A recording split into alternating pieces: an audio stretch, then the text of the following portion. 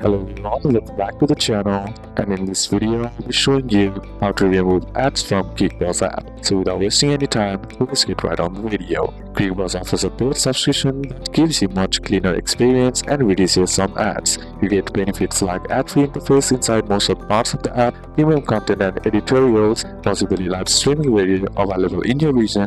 Now to do it, what you need to do is simply head over and open up your Cricbuzz application. Then once you're inside here, what you need to do is simply tap on the more icon on the bottom right corner of your screen. Then once you're inside here, what you need to do is simply tap on my account option on the top, and here you'll find an option that says Cricbuzz Plus. Simply tap on unlock now.